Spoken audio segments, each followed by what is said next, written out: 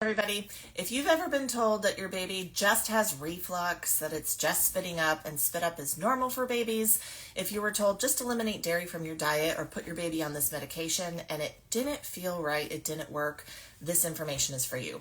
I'm Julie Matheny. I am a speech pathologist who is NICU and hospital trained.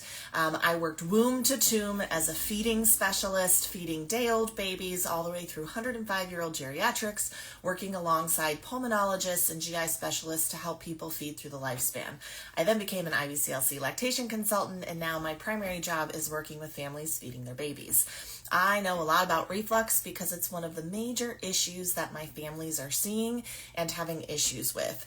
So if you were told that it was just spit up, but it's impacting your baby's feeding, they are fussy, they are shutting down on feeding, they're not feeding well, and the strategies you were given weren't working, let's have a bigger discussion about what can cause infant reflux. Now, spit up is normal when it is mild and harmless, meaning happy spitters, where baby's gaining weight and meeting their milestones. We're not talking about that.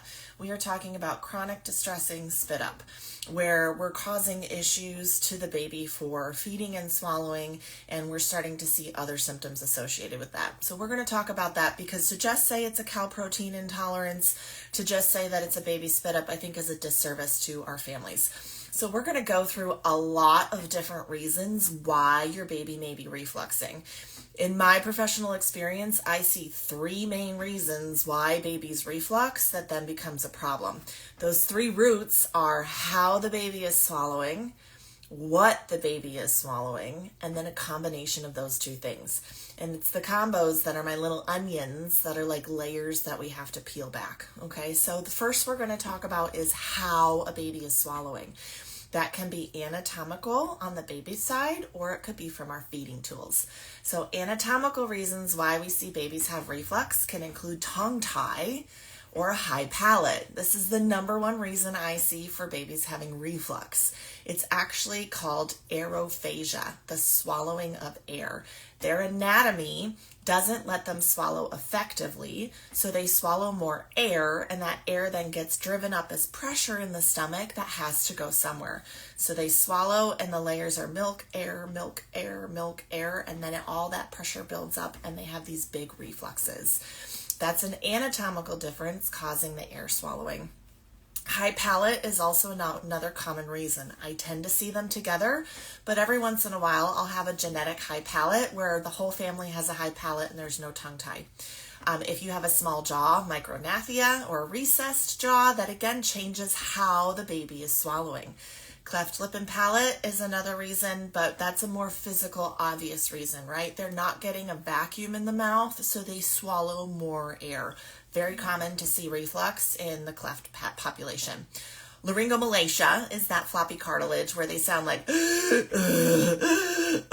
it's an increased friction in the airway that causes increased air swallowing and differences in pressures while baby is swallowing, and can absolutely contribute to reflux. You also can have lower GI anatomical differences that could be the cause, like a hiatal hernia or pyloric stenosis or a malrotation of the intestines, or what we call a fistula in the trachea.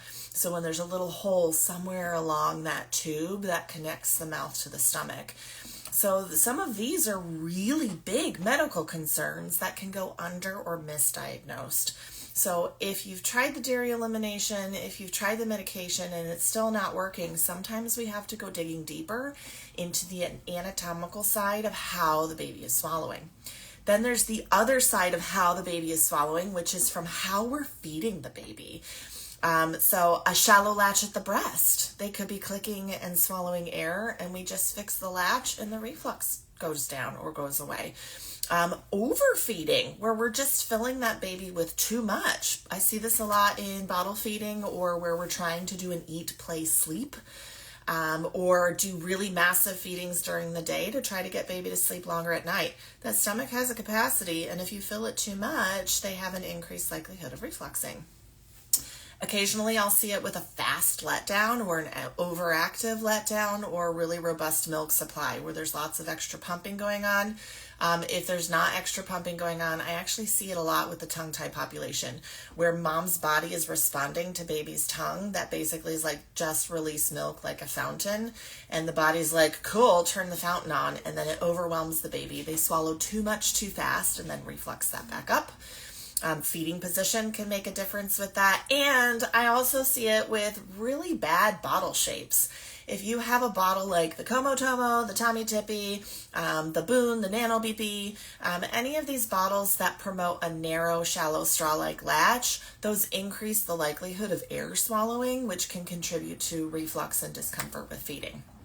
Okay, then obviously we've got neurological reasons why a baby might reflux, and then differences like that could be vagal nerve dysfunction, sensory processing disorders. Those are a little bit more advanced. I don't tend to see them as much, but always a possibility, always can happen. So that's how the baby is swallowing. And then there's what the baby is swallowing. And this is the category that a lot of healthcare providers will just kind of throw out first. In my opinion, I see way more reflux from how the baby is swallowing than from what the baby is swallowing. But it does happen. So these are your cow milk protein allergy babies, your soy sensitive babies. There's an allergy intolerance where every time they're eating those things, either from breast milk or from formula or from both, they're having an allergic reaction. And then this ends up causing that reflux to burn. It's painful as it comes up. So these are the babies that are like, whoa. A lot of times you'll see some other symptom in combination with this. You'll see mucousy or bloody poops. You'll see eczema or rashes on the body. Typically with a true allergy or sensitivity, you'll see some other kind of sign that they're being distressed by what they are eating. I rarely see a baby with an allergy or intolerance that doesn't also have some other allergic reaction type symptom. These are the babies that once we find the triggers, they get so much relief. And every once in a while, these are the babies where the reflux medications actually really do work. They are having some kind of pain associated with the acid that's coming up and burning their esophagus when they're refluxing. And those medications help turn off the acid or neutralize the acid in order to be able to help when they actually do reflux. And then you've got my onion cases, and those are the babies that have a tongue tie and a high palate and are swallowing air and also have an allergy or intolerance. And those are the ones where we're really doing multidisciplinary care. I'm often referring to a nutritionist and an allergist or GI specialist, and we're working with the pediatrician and maybe a dentist or an ENT and occupational and physical therapy to really help that baby's body optimize how they're swallowing, address the anatomical reasons why they're swallowing air, and also addressing the anatomy of what they're swallowing. And those are the ones that keep paying my bills, because those babies need a lot of care, and it is usually not as simple as just take a med or cut out dairy.